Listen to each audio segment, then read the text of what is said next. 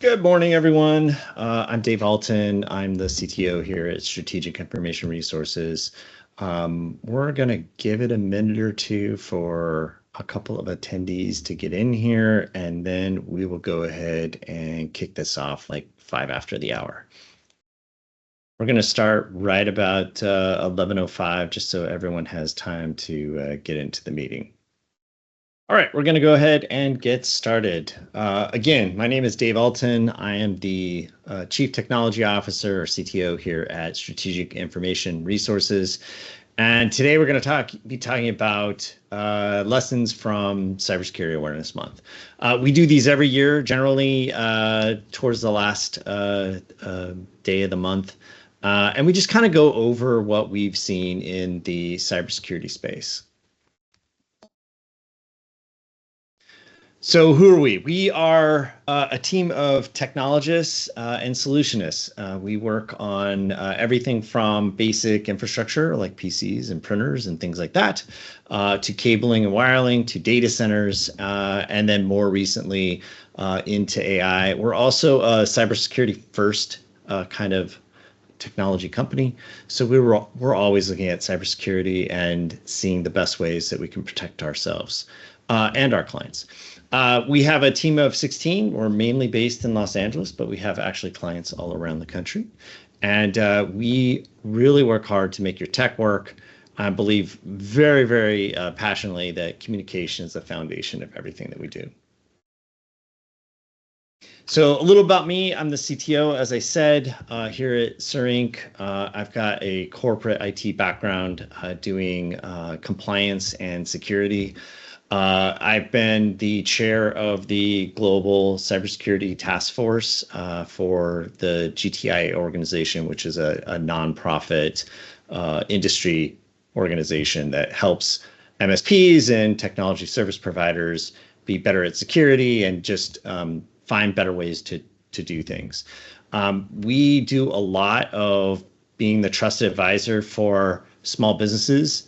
A lot of times a small business can't afford a large enterprise security platform, but I'm here to tell you that with the right tooling and the right knowledge, it is possible to create a very secure environment, even at the small business level.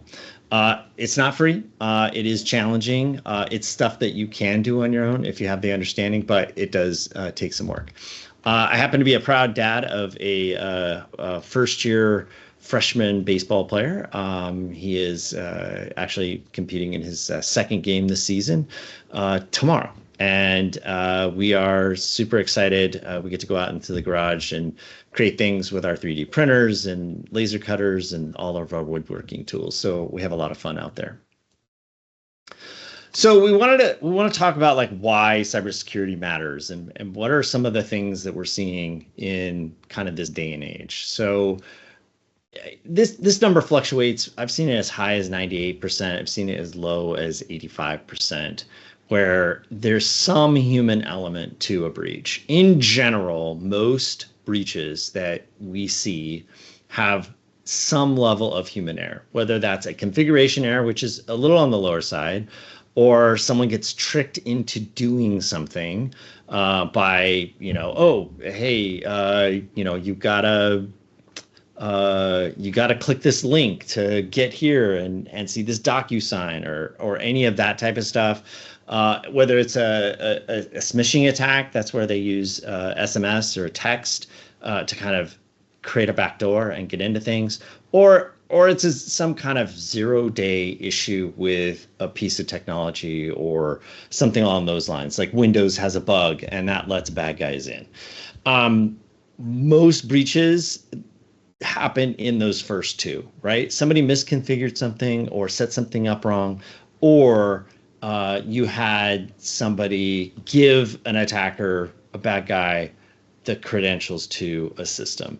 And we've seen this really recently at the LAUSD. They had a ransomware attack, basically brought down the entire school district. Students weren't able to go to school. They had their systems completely offline, and they had a lot of their systems that they need to just take attendance and do things like that. So it's really, really important that we pay attention to cybersecurity in general, right? That we've got the basics taken care of. The Cisco attack, this one's a little more recent. A Cisco employee. Cisco is like generally one of the most secure organizations on the planet. They do a ton in the cybersecurity space, but they fell for a phishing attack, which is a voice phishing attack. And they allowed hackers to access sensitive data, including email addresses and phone numbers. And the kind of the moral of the story is, and why cybersecurity matters so much, is it's not a individual sport, it's a team sport. Everyone has to be involved, from the CEO to the person that answers the phone, or the person that makes sure that things are in the office are working, right? It's everybody that has to be part of cybersecurity, and it takes training and time and paying attention. And we're going to talk about a few things that you can do to kind of help with that. So cyber criminals are ultra creative and have gotten more so with AI, right? It used to be, primarily email, the Prince in Persia giving you, $1 million. Just give me your bank account, right? It's no big deal. I'll drop it in there for you. SMS, probably one of the most the ones that's happening the most right now is we see a lot of toll roads. Oh, hey, if you don't pay this, you are going to be fined, and you're going to owe extra money, or things like that. The IRS doesn't text you generally, so anything dealing with like IRS and things like that. Vendor systems, these are a little bit dated, but the target attack was through an HVAC system, right? It was through their AC, and it allowed access into their point of sale system, and that's how they ended up getting all their credit cards through Target. And that's not an uncommon thing. We see that all the time, where you put all these like kind of devices up, like your thermostat is plugged into your regular network at your house, right? We just kind of keep it confined to our houses. And what you don't realize is that there's some kind of vulnerability on that thermostat, and it's connected to the internet. Well, that's a backdoor for the bad guys to get in and start looking at what else is on that network, and hey, is it something I can get to? And then I think the kind of the more recent one is social media, obviously not as old as some of these other systems, but social media, it's a trusted kind of resource for a lot of people. So we see it where somebody gets on social media and then they say something, and then they DM somebody, and what isn't obvious sometimes is that person that you're dealing with isn't the person you think it is, right? So we see that a lot. And then some of the other ones are just crazy. I was just talking to somebody yesterday about North Korea has been doing interviews in security companies, like, a company like Cisco, right? They put a job posting out, and that job posting says, oh, hey, we need these technical skills. They build this really awesome resume. They send it into HR. They get an interview. They are interviewed by the Cisco HR people and staff, and it's all deep fake. It's not a real person. It's somebody that is mimicking, the AI is mimicking the voice of the user on the other end, or they're typing in text to answer questions as a voice kind of video, like in a Zoom. And they're doing that so that they can get access to these back-end systems. Another good example of that was there was a Hong Kong conglomerate that had the CEO, the CFO, the COO, and the comptroller or treasurer, I can't remember the exact title of the other person, in a meeting. And they were discussing a large purchase, not something uncommon, something that they did. And at the end of the meeting, they told the comptroller, yeah, go ahead, issue payment to the bank account that, we've been talking about. What she didn't realize, or what that person didn't realize, I'm not sure if it was a he or she, the meeting was completely pre-recorded and fake. It wasn't the COO, the CEO, and the CFO weren't real. They were videos, and so deep fakes. And she wired like $21 million into somebody else's bank account. So it's you really got to think about how the cyber criminals are coming at you to be able to know, oh wow, that seems a little odd. Like that's not normally how we would do it. If I was in that same situation as the comptroller, I'm not sure that I would have having had a conversation, or what seemed like a conversation, with this group of people who are the top executives in the organization. I don't know. I feel like I might have wired that $21 million. But if you slow down, you take a beat and you go, okay, hey, I want to verify the bank account number, but you don't do it by an email. You go call that person. You check, hey, is this the right bank account number? They're like, what are you talking about? We're not sending any money to anybody. So it's really good to kind of know how they're going to come at you, so that you can understand, oh, well, I should probably check that one out. Hey, Dave. Yeah. Just wanted to add real quick before we move on. Hi, everyone. I'm Carly. I work here with Dave. Just this morning, my mom actually called me, kind of talking about the various kinds of scams that are out there. And a friend of hers from church had told her that she was so scared because she received a phone call from her daughter, supposedly her daughter, right? An unknown number. Mm-hmm. And it was her daughter's voice saying, like, Mom, I'm scared. Like they're going to kill me. Like, please just like send them money. Very scary kind of tactic, right. Very threatening. And it was all AI. Yeah. And, she hung up and called her daughter, and her daughter's like, I'm at school. Like, I'm perfectly fine. Right.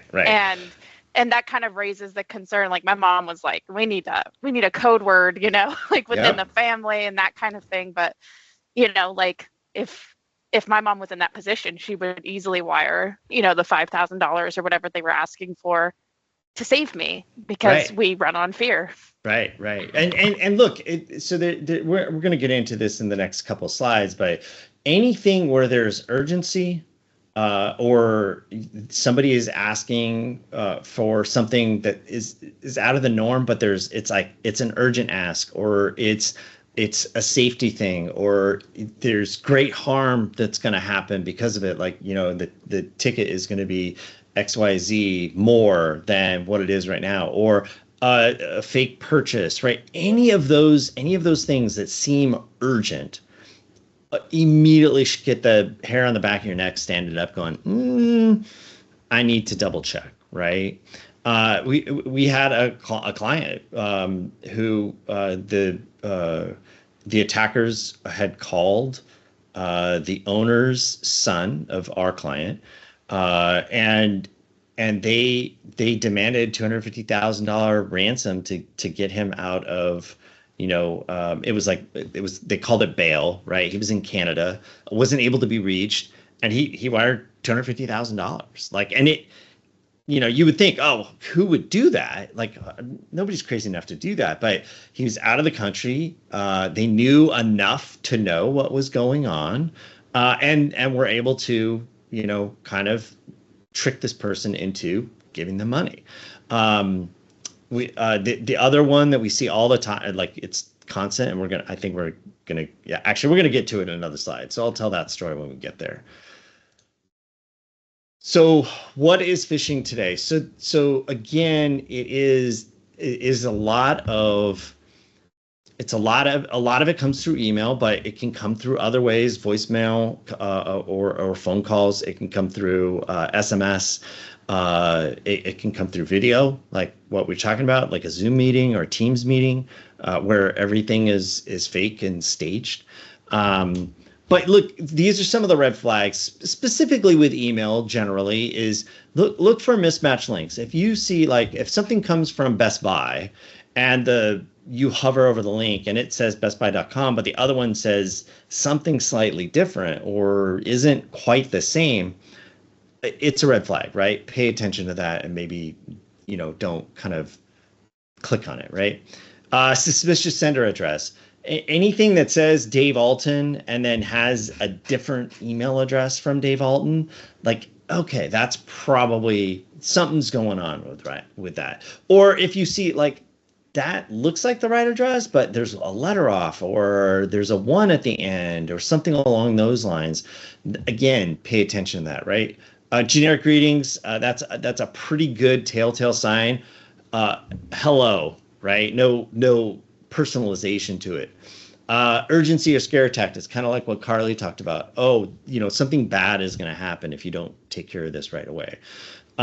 Requesting login credentials or financial information through email or SMS in general, not generally something that somebody in the positions that would need that information is going to ask you. They have secure systems that they're going to ask those questions through, right? Unexpected attachments. I can't tell you how many times we've seen this where it's got an attachment though. I want to know what's in it. Just delete those. Don't open them. Oftentimes there is those attachments are payloads, right? They're ways to get you to, open up your computer. Poor grammar, spelling, awkward phrasing. That is less common now because AI really kind of has changed that whole part of it. Like the Prince from Persia, you're not going to see, bad grammar, right? You used to be able to tell like right away, you get something from Amazon and clearly it wasn't from Amazon, but those have gotten much, much better. So you really have to kind of pay attention to the other stuff. Anything that's too good to be true that comes through email, just, red flag again. Make sure that that's something that you're really expecting or that you really think is something, and then verify it. Find a way to verify it. And more than anything else, because a lot of us are on, we're on our phones all the time, and we're reading emails, we're staying caught up, or we're in the line at DMV, and then we see an email and we click that email, and it's really hard to see some of the specifics around these kind of red flags from our phones, right? So if you think it's fishy, you can wait till you get home. It's not gonna, nothing is gonna change in the hour or 2 hours or even 4 hours it takes you to go back to your laptop or your computer to kind of look through that. Our boss, our CEO, this is the only story he lets me tell, was once he was in, I think he was in a checkout line or something like that, and he got an email from our COO. And it was, hey, can you approve these new, HR policies? And it was that time of year where we were doing some of that type of stuff. And sure enough, he clicked the link. It asked him for his credentials. He put his credentials in, and nothing happened. And then he was like, that's weird. Let me try again. And he put his credentials in a second time. Still nothing happened. And then in the moment of like everything else that's going on, he went, I'll look at it when I get back. He had given the bad guy credentials. We had seen almost immediately someone trying to gain access to his account. Luckily, we had 2FA on, so they didn't really gain access to anything. But it was a big. We had to jump through a bunch of hoops, change a bunch of passwords, make sure that things were locked down, and things like that. So it's really, really important to just slow down and make sure that you're doing your kind of normal vetting of your emails. So this one's a little bit of a newer attack, but it happens a lot, right? Supply chain attacks are where a trusted vendor, right, allows an attacker to exploit you as the user of that trust, right? So it could be a CRM, it could be a like a HubSpot or a Salesforce. It could be through, maybe a point of sale system, right? All of those types of systems have to have, security built into them, and oftentimes it doesn't seem like it's a big deal. Oh yeah, I'm just going to put this new, point of sale system in, or maybe you're going to start using a new tool, and you don't realize that by using that tool, you've suddenly kind of opened the door to an attacker, right? I think kind of one of the biggest things right now that we're seeing as far as supply chain goes, because it's moving so quick, is AI. AI is, don't get me wrong, I think AI is cool. There's a lot of fantastic uses for it. Everybody's integrating AI into their products. And they're integrating these things in and not exactly knowing how they work. Like, so for example, a good supply chain attack right now is Comet and Perplexity, which is made by Perplexity, and it's a AI browser. And then Atlas is the other one, and that's by OpenAI. And they have agents that are built into them to kind of operate on the web. And what they found is that if you put some properly coded HTML in a web page, that when the AI sees it, it tells the AI in that browser to do certain things that you did not ask it to do. So again, knowing that is possible, right? You really got to pay attention to, hey, what site am I going to? Should I be using this? Are there ways to protect yourself from that type of thing? Right now, that's so new. I'm not even sure there are ways to protect yourself at this very moment in time, right? But verify vendor changes through a separate channel, right? If you get an email that says, "Hey, we need to update this software," and you just kind of go, "Oh, okay, yeah, cool. I'll go double click on it and update the software," but they don't generally send you software updates that way. It might be a supply chain attack, right? They might be trying to use your trusted position, or that vendor's trusted position, to gain access to your system. Don't rely on email for confirmations. Bad guys generally, when they take over someone's account, they've set up they've set it up so that they're the ones, the bad guys, responding, and not the end user that you're reaching out to, right? Know your supply chain. Do you have a software inventory? Do you know all of the tools, vendor supplies, everything that you use? And then are you kind of validating that and making sure, oh, well, those pieces of software don't have any vulnerabilities that I need to update or kind of manage, right? So it's a lot more than just, oh yeah, hey, I got this new tool, I'm going to plug it in and I'm going to start using it, right? You really kind of have to understand that whole supply chain attack vector, and knowing what you're using is probably the most important part of that. So business email compromise, we've kind of been talking about this all the way through. Really, it's about identity impersonation, right? So I'm using your identity because you're a trusted resource to perpetrate acts that I wouldn't normally be able to do, because that person, if it came from some random person, you wouldn't do it. But if it comes from Dave, well, I trust Dave and he's going to do it, right? So we see all of these. We see CEO and executive fraud, from the gift card thing for, new employees, the false invoice vendor, that's a constant. The attorney one, I don't see as much, but I know that it exists and it happens pretty often. Account compromise, that's where, like your social media account, or really it's any account, but not generally, kind of a business resource. My dad was a victim of this, where his social media account got hacked, and he started sending GoFundMe pages for a heart attack he had, or I can't remember if it was cancer or heart attack or something like that. But he sent this GoFundMe page, and the GoFundMe page was like, I think it raised like $3,000 before we figured out what the heck is going on. Like who's doing this, right? Data theft, where somebody trusts you. And they ask for information that generally you wouldn't give to somebody else. So we see this a lot where an HR account gets taken over, and they gain access to a lot of employee data, and then that allows them to perpetrate other kind of attacks of compromise against employees.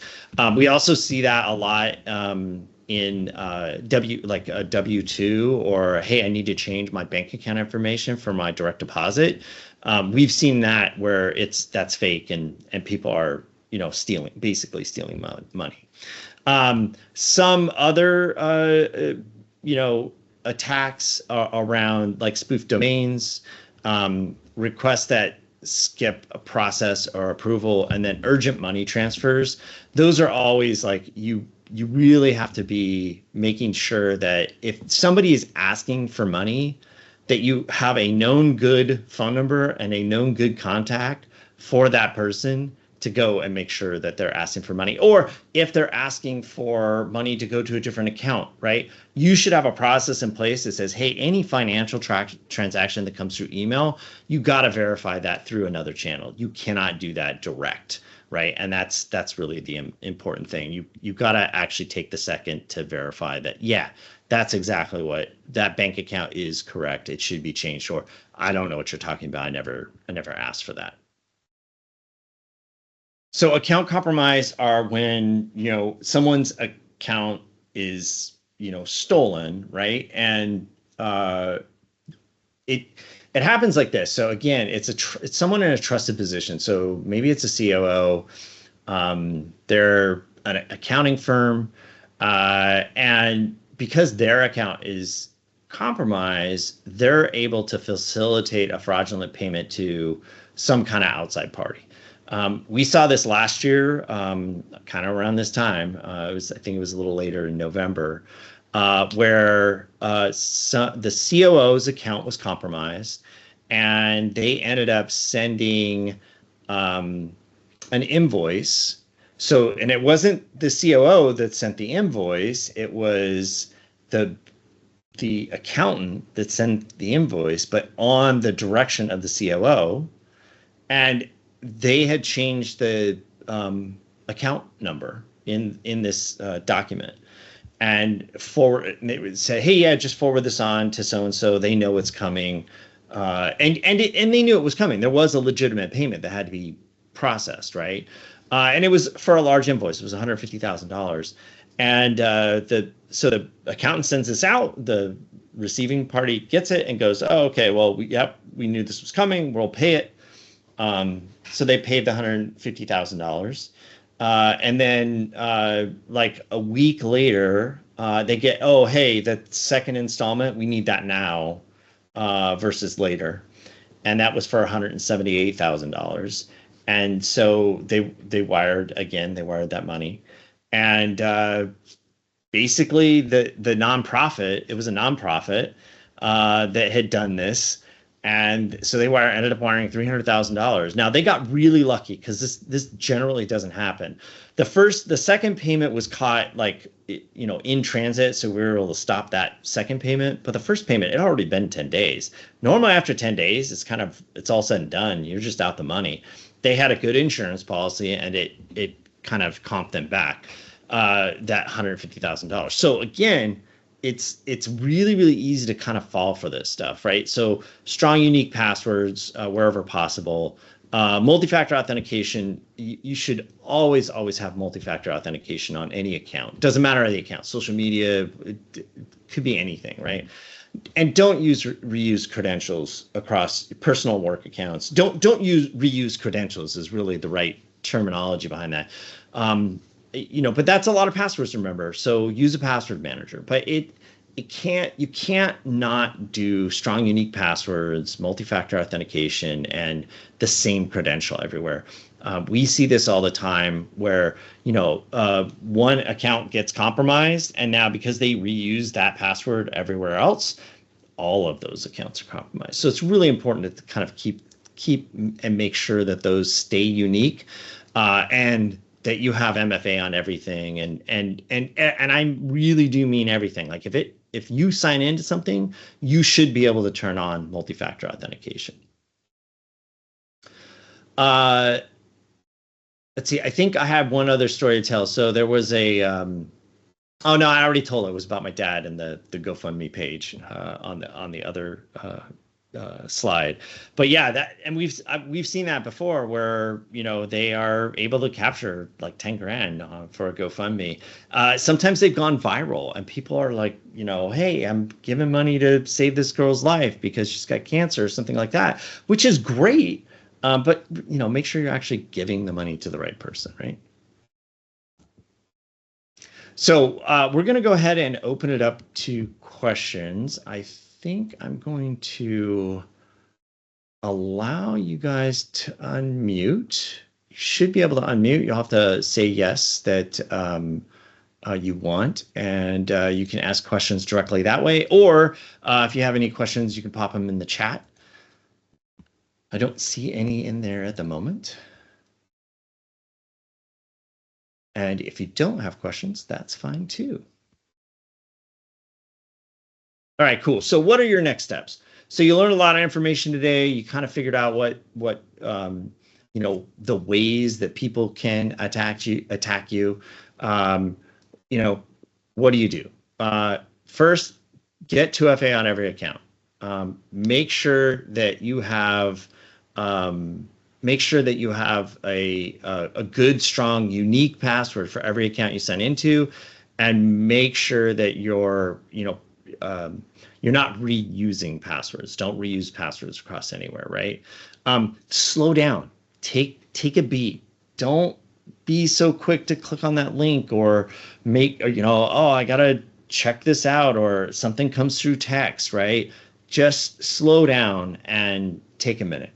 If you want help with that, if you want to know more or need to understand is my security tight enough? Do I have everything right? That is something that we can help you with. We're happy to do that. I think, Christian, you had a question? Yeah. I was just curious, with AI becoming more and more like just part of our daily routine, do you feel like, or do you see like AI playing a big role moving forward when it comes to these sort of, situations, right? Yeah, I mean, it's already like for instance, playing a huge role. I get texts, like random texts like I've never received before in my life, and random texts and random calls on a daily basis that I never used to get, and now it's so prevalent. It's like it's such a pain in my neck. So yeah, if you can, they do. I have seen it where they have been plugins for both iOS and Android phones that do a better job of kind of not letting those through. I still get a ton, but it definitely has gone down for me since I've enrolled in some of those programs. The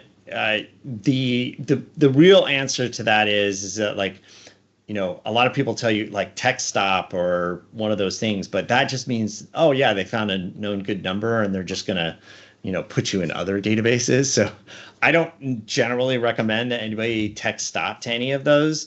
Just delete them, right? Like that's the best approach. But AI is prevalent in everything. Now the good news is that AI is also on the good guy side. So we've started to see where AI has been able to kind of look for and find other AIs that are doing bad things or trying to capture information. Some of our spam protection products now kind of look at the content of the email and see if there's anything in juxtaposition, or a lot of times if there's hidden kind of text, like I'll use white text on a white background.